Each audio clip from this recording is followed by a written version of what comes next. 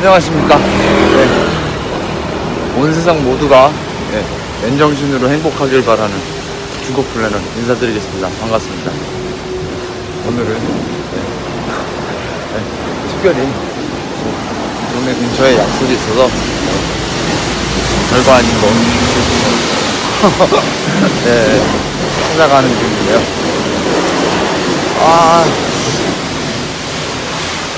제가 어저께 저기 인터뷰어님 영상 찍었던 거 말씀드렸잖아요. 생각보다 조회수가 제가 생각하는 것보다 안 나오더라고요. 그래서 아직 사람들이 관심이 없나 그런 생각도 들고 좀 씁쓸하긴 한데 알려줄 때 되면 또 알려지겠죠. 아쉬운 건 아쉬운 거고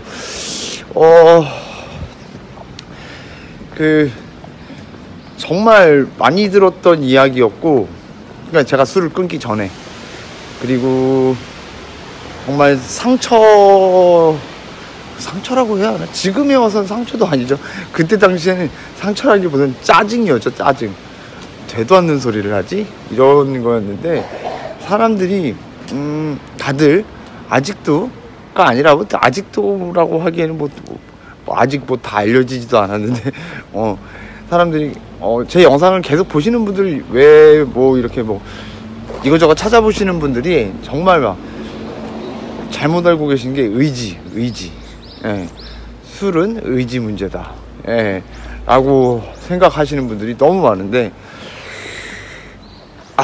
진짜 이거를 설명을 이걸 다 하려면 엄청나게 긴데, 사실 그러니까 선이 있어요. 의지로 가능한 수준이 있고 의지력을 이미 넘어버린 선이 있어요. 근데 그 선을 의사도 그게 어느 지점에서 딱 의지의 문제를 넘어선다라고 말할 수가 없어요. 이게 그리고 일단 가장 중요한 건 유전적 영향이 가장 커요. 애당초에 그러니까 술을 즐기면서도 그냥 조절이 되는 사람이 있고, 어느 순간에 그 조절의 끈이 사라지는 사람이 있어요. 예를 들면은 저 같은 경우에 고등학교 1학년 때 처음 제가 이제 술을 마셔봤다 그랬잖아요. 처음에는 정말로 천국이 보이는구나 막 이런 느낌이었는데, 그 다음에 이제 학교에서 이제 학우 중에 저희 집이 만만해서 저희 집에 와서 술 먹고 가는 친구가 있었어요. 그냥 별거 아닌 그때 그냥 참치캔 같은 거 사가지고는 막, 어리니까 돈이 없잖아요 당연히. 그냥 집에서 주는 용돈 같은 거나 그런 거 끼케야 그건데, 그러니까 돈이 없으니까는 그런 걸로 소주 한두 병? 그 정도 마실 수준? 끼케야 그 정도니까는 많이 마시고 그럴 것도 없었고, 안주도 별로 대단한 것도 없었고, 대부분 그 친구는 저랑 둘이서 마시고 갔었는데 몇 번 되진 않았어요. 근데 고등학생 남자 둘이서 술을 마셔봐야 무슨 인생 얘기를 나눌 것이며 뭔 대화할 게 뭐가 있겠어요. 재미가 없죠. 저는 그때 마실 때는 술도 썼고요. 그냥 이게 뭐 하는 건가, 이 친구는 뭐가 좋아서 술을 마시나 그랬었어요. 저도 그런 시절이 있었어요. 저도 이것도 그러니까 얼마 전에 기억을 더듬다가 다시 생각난 거예요.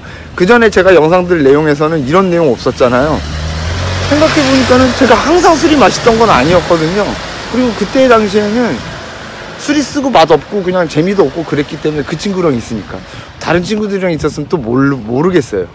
그러니까 술을 더 마실 생각도 없었고, 그때처럼 계속 그러니까는 의지가 발현되는 건 딱 그때 당시인 거예요. 그때는 더 적고 말고 이게 나를 위로해주고 그런 거 개념이 없으니까는 그때까지는 의지로 가능했던 거예요. 그때는 제가 소주 한 병 반 이상으로 마신 적이 없었고, 그리고 그렇게 꽂힌 적이 없었으니까.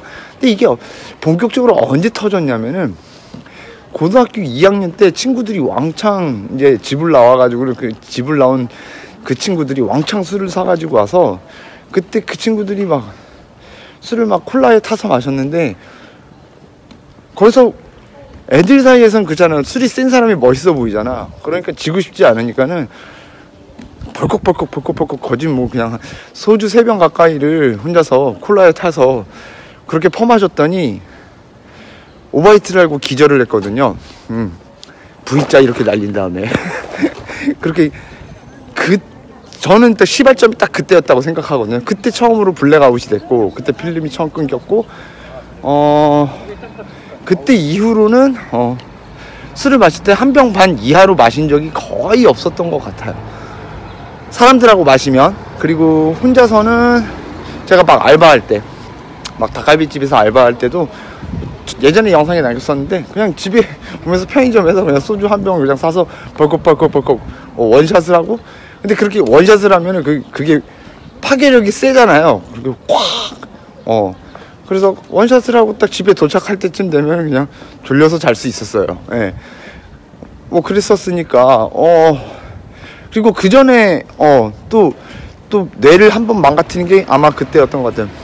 여자애랑 단둘이서 술을 마시고 있었는데, 너 소주 2병 원샷 가능하냐, 그래서 소주 2병을 큰 컵에다가 한 방에 따라서 그걸 원샷하고 30분 후에 기절을 하고 아무것도 기억이 안 나고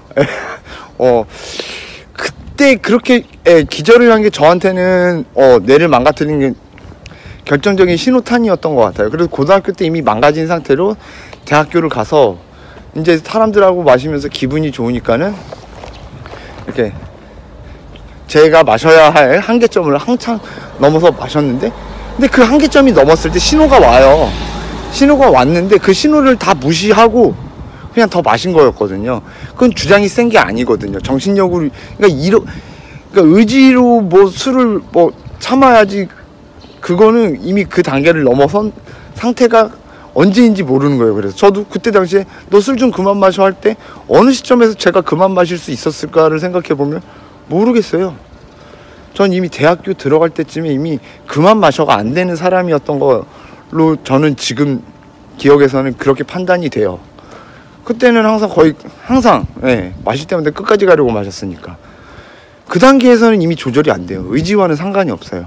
그리고 그게 이제 그렇게 술 마시는 게 적잖아요. 그렇게 술 마실 기회가 없어지면은 되게 답답해지고 그냥 인생 재미 없어지고 그렇게 돼요.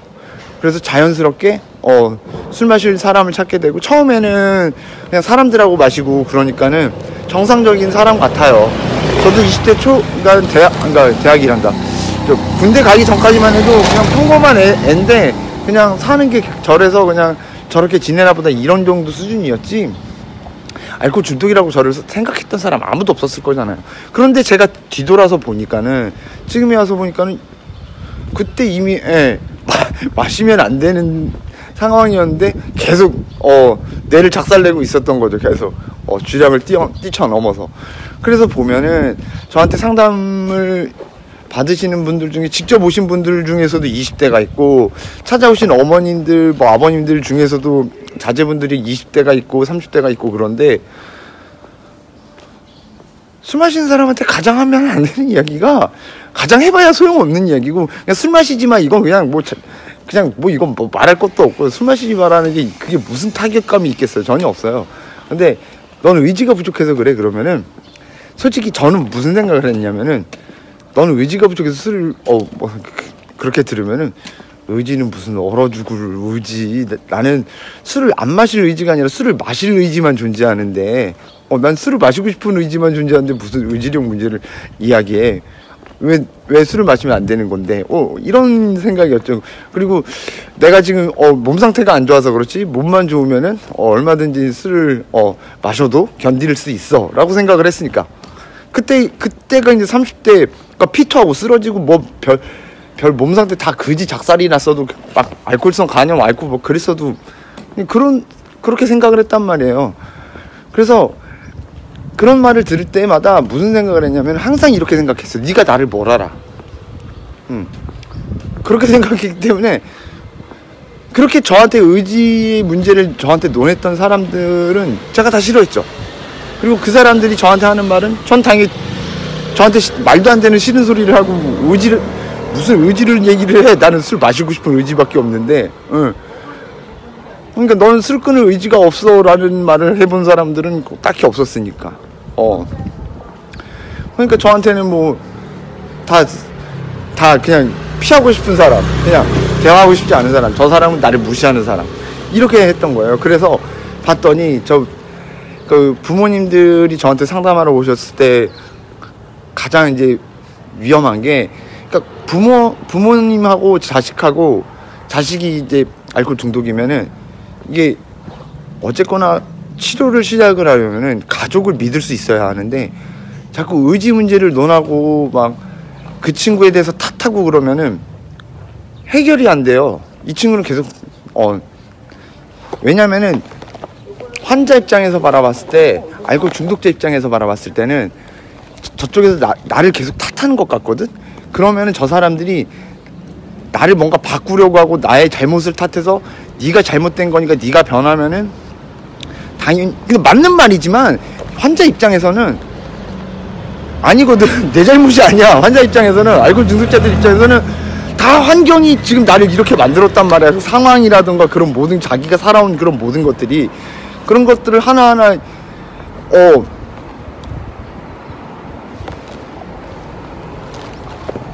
그런 것들을 하나하나 이렇게 풀어가고 나서 이제 이 사람이, 내가 진짜로 인생이 여기서부터 뭔가 잘못됐구나를 알고, 자기가 진짜 마음 깊은 곳에서 내가 잘해야 하는구나를 자기 스스로 느끼게 만들어줘야 하는데, 그거 시작이 안 되는 거야. 의지 문제를 떠드는 순간. 그러니까는 그러니까 잘 마음을 추스려서 그렇게 마음을 먹으려고 하다가도 그런 말들에 상처를 입고 울컥하고, 그래가지고는 이제 그 울컥하는 마음으로 이제 다시 이제 술 마시고 싶게 되고, 세상 왜 살아야 하나 이렇게 되고, 당장에만 해도 얼마 안 지난 것 같은데 어떤 분이 술을 마시면 안 되는 상황인데 술을 드시고 나서 저한테 거의 울부짖는 소리로, 왜 저는 술을 마시면 안 되는 거예요? 술을 마시고 있으면서 그냥 술을 적당히 마시면 안 되나요? 그러면서 거의 울부짖는 수준으로 말씀을 하시더라고요.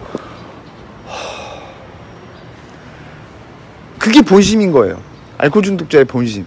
끊겠다고 말을 입 밖으로 내뱉었지만, 이거는 그냥 앞에 있는 사람 당장 지금 이제 나한테 더 말하지 말라고, 나한테 더 이상 잔소리 하지 말라는 뜻이는 거고, 실제 마음은 그게 아닌 거야.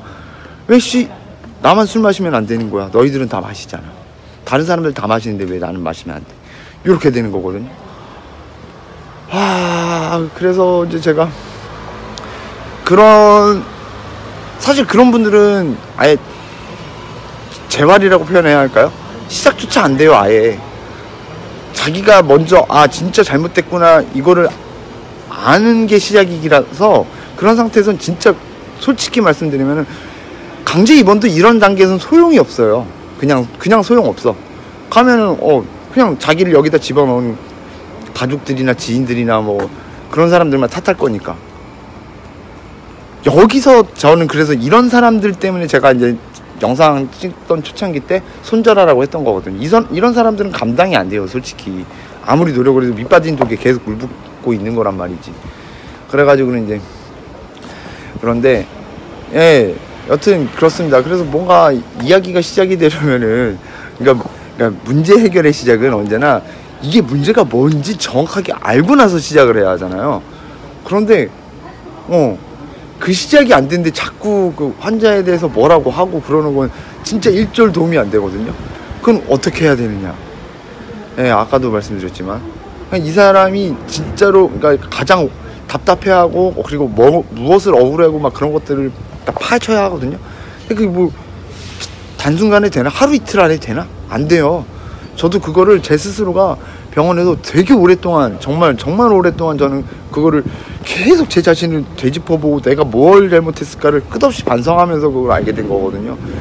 그 과정들이 쉽지는 않거든요. 그 고통 때문에 그 고통을 못 이겨서 술 먹는 사람들도 천지 삐까리란 말이야.